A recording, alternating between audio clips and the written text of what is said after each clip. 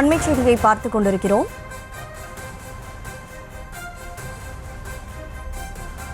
வன்னியர் சங்க மாநாடு நேற்று நடைபெற்ற நிலையில் பாமகவினரை இந்த மாநாட்டில் அந்த கட்சியின் நிறுவனர்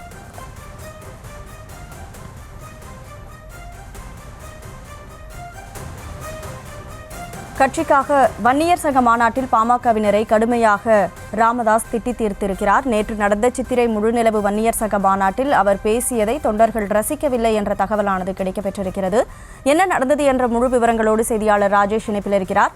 ராஜேஷ், பாமக நிறுவனர் ராமதாசுடைய பேச்சு தொண்டர்கள் ரசிக்கும்படி இல்லை அப்படின்னு தொண்டர்கள் ஆதங்கப்பட்டதாக செய்திகளானது வெளியாக வண்ணம் இருக்கிறது. என்ன நடந்தது?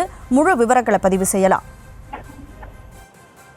கனிமொழி, வணக்கம். நேற்றைய தினம் திருவிடந்தையிலே பாமகவினுடைய அந்த வன்னியர் சங்க மாநாடு என்பது நடைபெற்றது. அதில் அக்கட்சியினுடைய நிறுவனர் ராமதாஸ் பேசிய அந்த பேச்சுக்களை சுட்டிக்காட்டி பாமகவை சேர்ந்த நிர்வாகிகள் பலரும் கடுமையாக விமர்சனத்தை முன்வைத்து வருகிறார்கள். அதாவது ஓய்வெடுங்கள் ஐயா என்றெல்லாம் அவர்கள் பதிவிட்டு வருகின்றார்கள். இது வன்னியர் சங்க மாநாடு, ஆனால் வன்னியர் சங்க மாநாட்டில் அமர்ந்து கொண்டு பாமகவினரை திட்டி தீர்த்ததை ஏற்றுக்கொள்ள முடியவில்லை என்றும் அவர்கள் குறிப்பிட்டிருக்கிறார்கள். அதற்கான காரணம் 45 ஆண்டு காலமாக தான் உழைத்து விட்டதாகவும் தன்னுடைய சுய பெருமையை மட்டுமே அவர் இந்த மாநாட்டிலே பேசிக் கொண்டிருந்தார். இது வன்னியர் சங்க மாநாடு, இதில் வன்னியர்கள் எதிர்காலம் என்னவாக போகின்றது, வன்னியர்கள் பின்தங்கிய நிலையில் இருக்கக்கூடிய நிலையில் அவர்களை முன்னேற்றுவதற்கான விஷயங்கள் குறித்து அவர்களை உற்சாகப்படுத்தக்கூடிய வகையிலே அவர் பேசியிருக்க வேண்டும். ஆனால் அங்கே ஏதோ தைலாபுரம் தோட்டத்தில் அமர்ந்து கொண்டு உட்கட்சி கூட்டத்தில் பேசுவது போல பாமக நிர்வாகிகளை அவர் திட்டி தீர்த்திருக்கிறார். நீங்கள் சரியாக வேலை செய்யவில்லை என்றால் உங்கள் கதையை முடித்து விடுவேன், எம்எல்ஏ என்று கூட பார்க்க மாட்டேன், உங்களை தூக்கி கடலில் போட்டு விடுவேன் என்றெல்லாம் அவர் பேசியிருக்கின்றார். எனவே அந்த பேச்சுக்களை நாங்கள் ரசிக்கவில்லை. ஒரு காலத்தில் ராமதாஸ் பேசினால் இன்னும் கொஞ்ச நேரம் பேச மாட்டாரா என்று நாங்கள் ஆவலோடு காத்துக் கொண்டிருப்போம். ஆனால் இப்போது அவர் எப்போது பேச்சை முடிப்பார் என்று நாங்கள் எதிர்பார்த்திருந்தோம் என்றெல்லாம் குறிப்பிட்டிருக்கிறார்கள். மேலும் இவர்கள் பேசும்போது அந்த பல்வேறு கட்சியினரும் அதாவது கட்சியினுடைய பல நிர்வாகிகளும் சமூக வலைதளங்களிலே பதிவிட்டிருக்கிறார்கள். நேற்று ஆர்வத்தோடு வன்னியர் சங்க மாநாட்டிற்கு வந்ததாகவும், ஆனால் அந்த வன்னியர் சங்க மாநாடு முடிந்து வீட்டிற்கு செல்லும் போது ஏன் தான் இந்த மாநாட்டுக்கு வந்தோமோ என்ற ஒரு மனக்கவலையோடு சென்றதாகவும் குறிப்பிடுகிறார்கள். நீங்கள் உழைத்தது போதும், ஓய்வெடுங்கள் டாக்டர் ஐயா என்றும் புருஷோத்தமன் என்ற ஒருவர் அந்த கட்சியை சார்ந்தவர் பதிவிட்டிருக்கிறார். ஓய்வறியா உழைப்பாளி என்றெல்லாம் குறிப்பிடுகிறீர்கள், யார் அந்த ஓய்வறியா உழைப்பாளி என்றும் அவர்கள் கேள்வி எழுப்பியிருக்கிறார்கள்.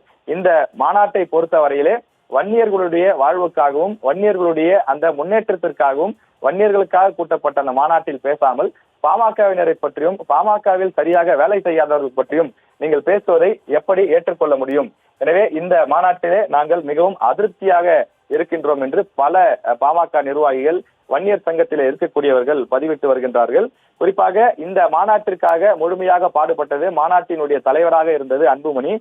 அதுல ஒருவர் குறிப்பிட்டிருக்கிறார், தயாள் ராஜா என்பவர். அன்புமணியின் ஒட்டுமொத்த உழைப்பால் மாபெரும் வரலாறு படைத்த மாநாடு, மேடையிலேயே கட்டி அணைத்து முத்தமிட்டிருக்க வேண்டும்.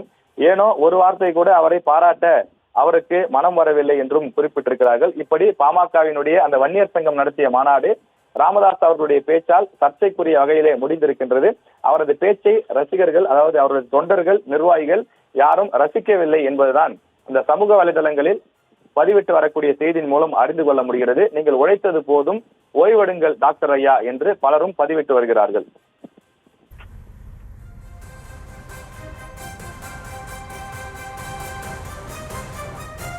நேற்று திருவிடந்தையில் வன்னியர் சங்க மாநாடு நடைபெற்றது. அதில் பங்கேற்று பேசிய பாமக நிறுவனர் ராமதாஸின் பேச்சை கட்சியினர் ரசிக்கவில்லை. ராஜேஷ், எவ்வளவு ஒரு எதிர்பார்ப்போட இந்த மாநாட்டில் அந்த பாமகவுடைய தொண்டர்கள் கலந்துக்கிட்டாங்க? அவங்க தரப்புல இருந்து என்னென்ன விஷயங்களை எல்லாம் அவங்க எக்ஸ்பெக்ட் பண்ணதா சொன்னாங்க? நிச்சயமாக, அதாவது இந்த மாநாட்டிலே பங்கேற்றவர்கள் 90% பேர் வன்னியர் சங்கத்தை சார்ந்தவர்கள். அதே போல ஒரு சிலர் பாமகவில் மட்டும் இருக்கக்கூடியவர்கள். அதுல அவர்களுடைய எதிர்பார்ப்பு, அதாவது ஆண்டுக்கு ஒரு முறை சித்திரை மாநாடு என்பது, அந்த முழுநிலவு மாநாடு என்பது நடைபெறுவது வழக்கம். கடந்த 2013க்கு பிறகு சுமார் 12 ஆண்டுகளாக இந்த மாநாடு நடைபெறவில்லை. எனவே அவர்கள் பேட்டியின் போது கூட குறிப்பிட்டார்கள், 12 ஆண்டுகள் கழித்து குறிஞ்சி மலர் பூப்பது போல, ஒரு கோயில் கும்பாபிஷேகம் நடப்பது போல அந்த நீண்ட இடைவெளிக்கு பிறகு இது நடைபெறுகிறது என்றுதான் பலரும் பேட்டி கொடுத்திருந்தார்கள். எனவே ஒரு முக்கியமான மாநாடு, வன்னியர்களுக்கான இந்த உள்ஒதுக்கீட்டை பெற்றுத்தர வேண்டும், குறிப்பாக தமிழகத்தில் சாதிவாரி கணக்கெடுப்பு எடுக்க வேண்டும் என்பதுதான் இந்த மாநாட்டினுடைய முக்கிய நோக்கமாக இருந்தது. அப்படிப்பட்ட மாநாட்டில் வன்னியர்களுடைய அந்த எழுச்சிக்காகவும் அவர்கள் எந்த அளவுக்கு பின்தங்கி இருக்கிறார்கள் என்பதை பற்றி தான் பேச வேண்டும். இது பாமகவுடைய மாநாடு கிடையாது, இது வன்னியர் சங்கம் சார்பில் ஏற்பாடு செய்யப்பட்ட மாநாடு. எனவே அவர்களை பற்றி ஒரு வார்த்தை கூட பேசாமல் 45 ஆண்டுகளாக தான் செல்லாத கிராமங்களே இல்லை என்று டாக்டர் ராமதாஸ் குறிப்பிடுகிறார். அவர் தமிழகம் முழுவதும் சுற்றி வருவதற்கு பண உதவி செய்தது யார்? அவர் இத்தனை நாட்கள் இந்த கட்சியை வளர்த்தார் அல்லது சங்கத்தை வளர்த்தார் என்றால் அதற்கெல்லாம் சிறு சிறு நன்கொடைகளை கொடுத்து இந்த சங்கத்தை வளர்த்தெடுத்தவர்கள் வன்னியர்கள் தான். அப்படிப்பட்ட வன்னியர் சங்க மாநாட்டிலே அமர்ந்து கொண்டு அவர்களையே திட்டி தீர்ப்பதை எப்படி ஏற்றுக்கொள்ள முடியும் என்று பலரும் கேள்வி எழுப்புகிறார்கள்.